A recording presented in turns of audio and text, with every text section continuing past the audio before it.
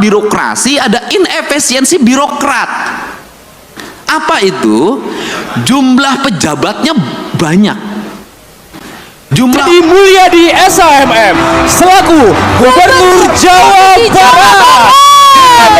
Selamat datang Bapak. Oh, yang rara para menteri pasti terkejut teman-teman mendengarkan pidato Kang Deddy Mulyadi soal kelakuan para pejabat. Wah, luar biasa ya teman-teman. Coba kita simak dulu pidato Kang Deddy Mulyadi ngaji.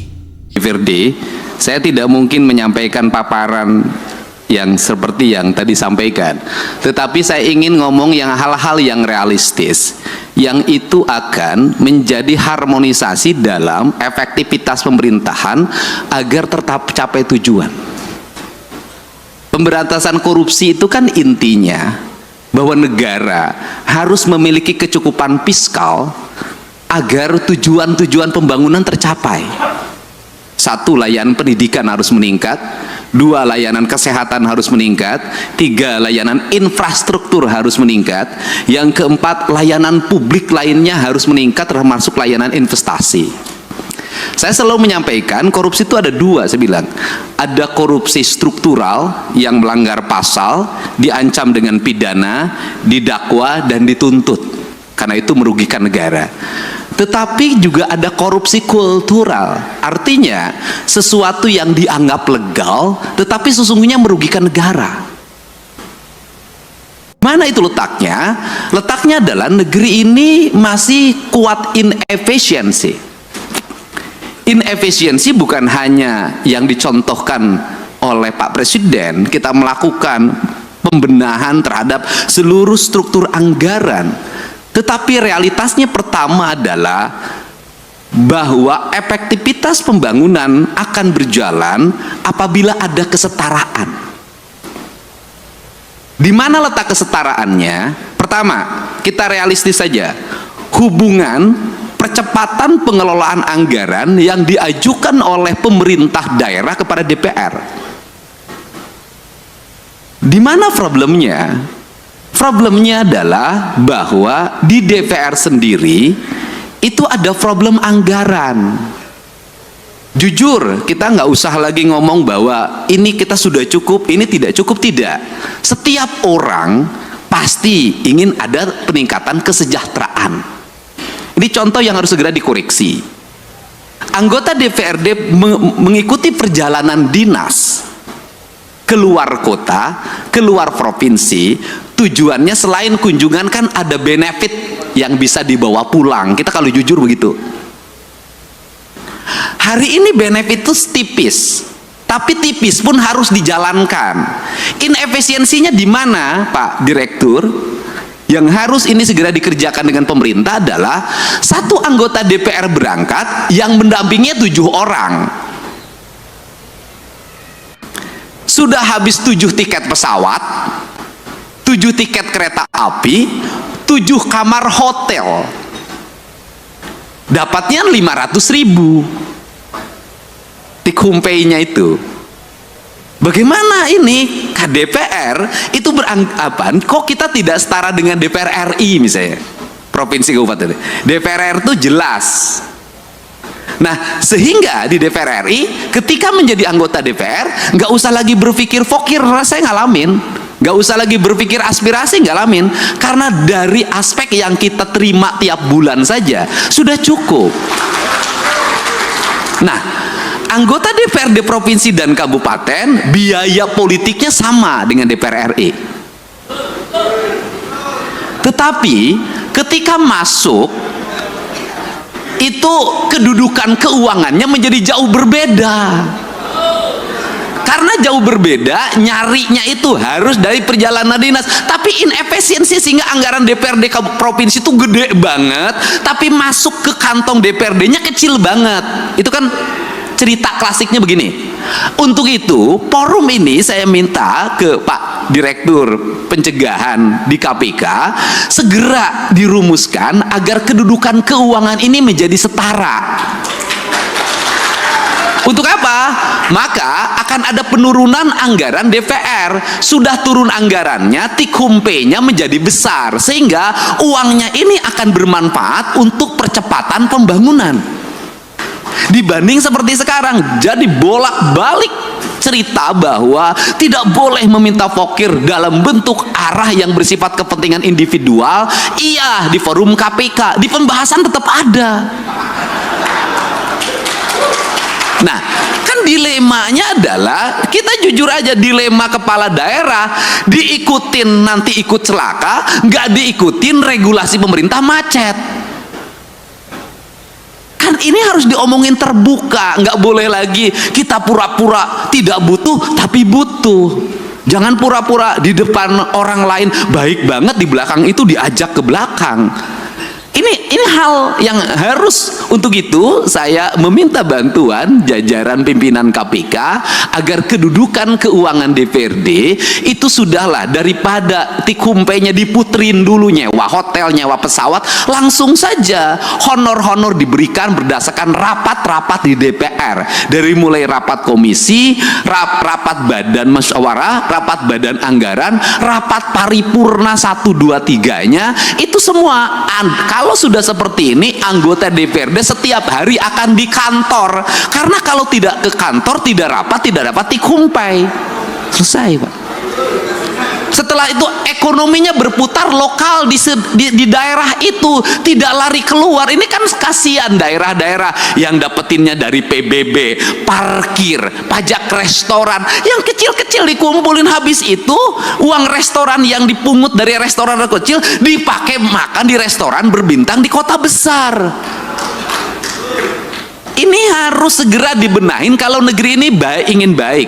Nah, kelemahan dari DPRD provinsi dan kabupaten, tidak bisa membuat aturan sendiri, karena seluruh aturannya dibuat oleh kementerian. Beda dengan DPR RI, bisa ngundang kementerian, langsung aturannya bisa direvisi. Itu bedanya. Modalnya sama, kedudukannya berbeda.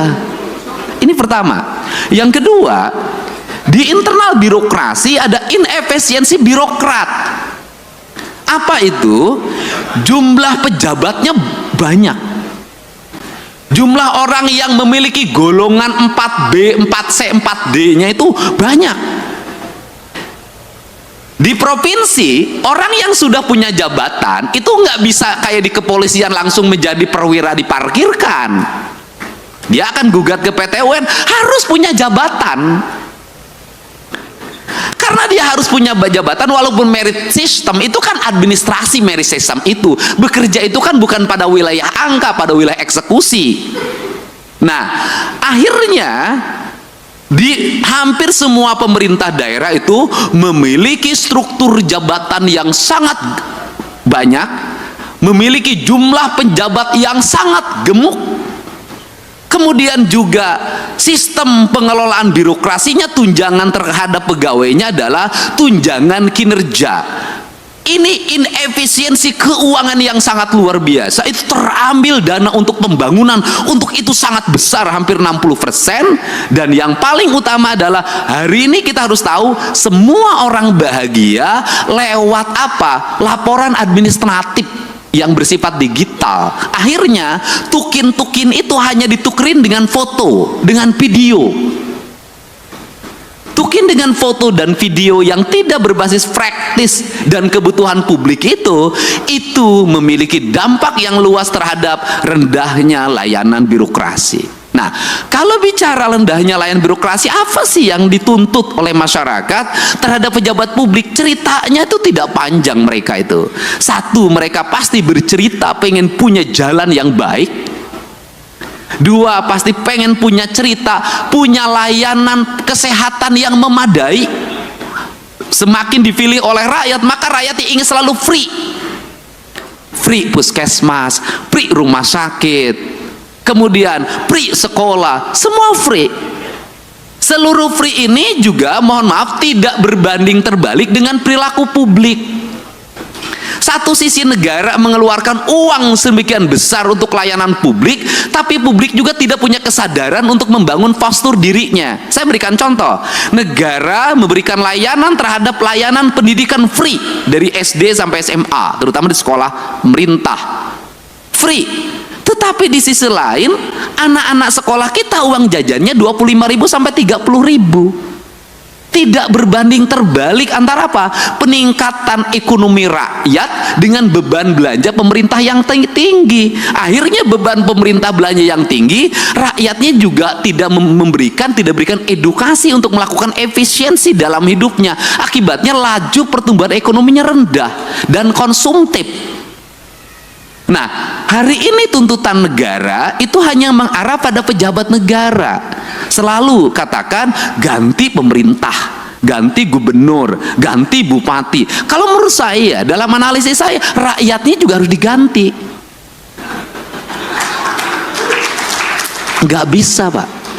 Model pendekatan warga seperti hari ini, apalagi model pendekatan media sosial yang saya jalani dan saya lihat, nggak bisa jadi pemimpinnya kalau tidak memiliki tangan besi. Publiknya juga harus diedukasi, bukan hanya pejabat publiknya, bukan hanya anggota DPR-nya, publiknya harus diedukasi. Saya berikan contoh, misalnya pelaporan ke KPK. Saya sampaikan ke Pak Direktur, apakah murni didasarkan pada orang yang konsen pada korupsi? Tidak. Kebanyakan orang yang tidak terpuaskan, kalah tender, lapor KPK. Kalau menang nggak lapor. Anaknya tidak diterima di SMA negeri, pakai kata belece, langsung besoknya bongkar korupsi kepala sekolah. Nah, hari ini saya sampaikan ke Pak Direktur, korupsi bisa terjadi di desa.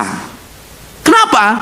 Setiap hari kepala desa didatengin orang yang mengaku ormas, orang yang mengaku LSM, orang yang mengaku wartawan. Itu sekali datang 10 orang, cepet itu dikasihnya. 1 juta tuh kepala desa sehari.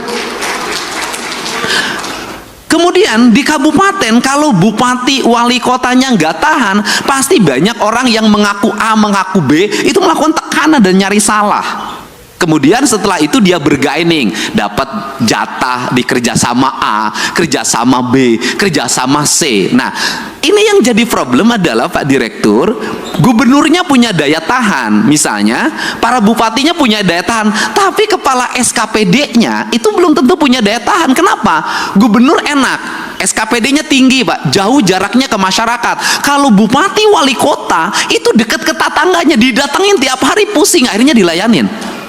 Jadi pemerintah ini yang terjadi di Indonesia hari ini adalah semakin dia strukturnya makin rendah, tingkat resikonya makin tinggi, sorotan publiknya makin tajam, biayanya makin rendah. Sehingga ini problem yang harus segera dibenahi. Untuk itu, terakhir, apa sih sebenarnya solusi dari ini semua untuk membalik branding publik, kemudian agar terarah? Tidak ada jalan lain bagi pemerintah untuk memanfaatkan platform media sosial secara terbuka. Kalau saya nantang-nantangan aja, sudah saja APBD kita di YouTube kan, di TikTok kan, di IG kan, sampaikan detail itu anggaran secara terbuka, kasih gelondongannya, mereka suruh baca sendiri, karena dengan itulah sesungguhnya brand atau trust, kepercayaan akan tumbuh. Karena orang Indonesia itu punya tradisi, semakin diceritakan, semakin dijelaskan, maka dia semakin tidak peduli, semakin ditutupi, semakin penasaran. Dan orang Indonesia itu seneng penasaran. Semakin ditutupi, itu semakin penasaran, semakin diintip. Jadi kalau pintunya dibuka nggak berani masuk orang Indonesia, tapi kalau pintunya dibuka dikit, orang Indonesia tuh seneng masuk karena ini penasarannya.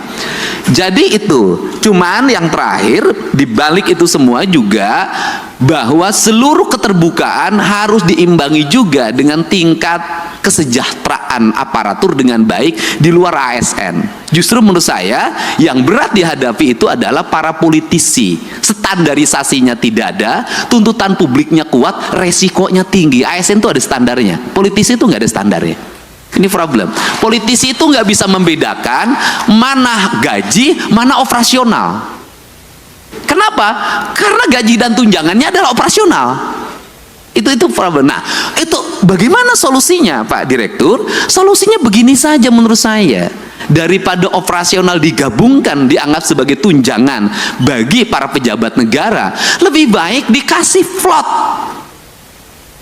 Dari total APBD yang dimiliki, berapa plot yang plot yang disiapkan oleh pemerintah dalam bentuk nilai, misalnya gubernur itu misalnya taruhlah 5 miliar atau 10 miliar, yang itu bisa didisposisi untuk menyelesaikan problem-problem sosial secara langsung agar dia bisa eksekusi.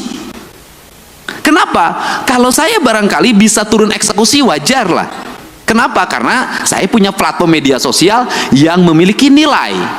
Tapi kan tidak semua para gubernur punya, tidak semua para bupati punya. Ketika mengeksekusi ke lapangan, ada banjir, bendungannya harus diambil alih hari ini, alat beratnya harus diturunkan, sembakonya harus dikeluarkan. Kepala daerah yang taat asas terhadap anggaran tidak akan bisa berbuat apa-apa. Kenapa? Belum dibahas, belum ada pengajuannya. Nah, dia harus bergerak nyari kemana. Tidak semua daerah kaya, tidak semua daerah punya perusahaan yang digerakkan bayar CSR-nya. Banyak yang pas-pasan. Dia nyaris mati karena tidak punya langkah eksekusi yang bersifat benar menurut negara. Ini yang mesti saya katakan, harus ada platform yang bisa dikeluarkan oleh pemerintah yang itu darurat dan diaudit secara baik oleh BPK dan BPKP serta bisa dipertanggungjawabkan, sehingga apa? Kepala daerah itu bisa tampil menyelesaikan masalah. Kenapa kepala daerah jarang turun? Kalau turun itu tuntutannya banyak. Kalau nengok banjir nggak cukup di banjir. Assalamualaikum warahmatullahi wabarakatuh. Alhamdulillahirrahmanirrahim. Wabihi nasta'inu ala umuri dunya waddin. Wassalatu wassalamu ala asrofil anbiya'i wal mursalin wa ala alihi washabihi ajma'in, amma ba'du. Ya teman-teman, tadi kita sudah mendengar pidato dari Gubernur Jawa Barat yang mana begitu menggetarkan kita semua, yang mana disampaikan pejabatnya tuh banyak gitu. Kadang satu pejabat yang awalnya banyak, ya harusnya efisiensi anggaran, ya butuhnya pejabat berapa, kalau satu ya satu, ya gitu. Ini luar biasa ya, pemikiran Kang Dede ini begitu luar biasa ya. Saya yakin ya ketika Kang Dede sudah menjadi presiden nanti, bahkan mungkin ada gebrakan-gebrakan yang lebih dahsyat lagi ya teman-teman. Ya, saya yakin itu. Ya, sekarang aja ketika menjadi Gubernur Jawa Barat begitu luar biasa ya teman-teman. Ya, kebijakannya begitu luar biasa ya. Dan ya nggak takut karena ini kalau emang itu benar. Ya, kalau emang kebijakan itu benar, nggak takut sama siapapun ya, laksanakan kebijakan itu. Luar biasa. Saya rasa banyak sekali para menteri, para pejabat, para terkejut ya, terkejut teman-teman melihat pidato Kang Deddy Mulyadi ini ya. Luar biasa, luar biasa ya. Seperti itulah Kang Deddy Mulyadi, yang mana dengan keikhlasannya ya, keberaniannya menegakkan ya aturan-aturan ya yang mana positif bagi masyarakat. Oke, itu dia video kali ini. Semoga ada manfaatnya ya teman-teman ya. Terima kasih. Assalamualaikum warahmatullahi wabarakatuh.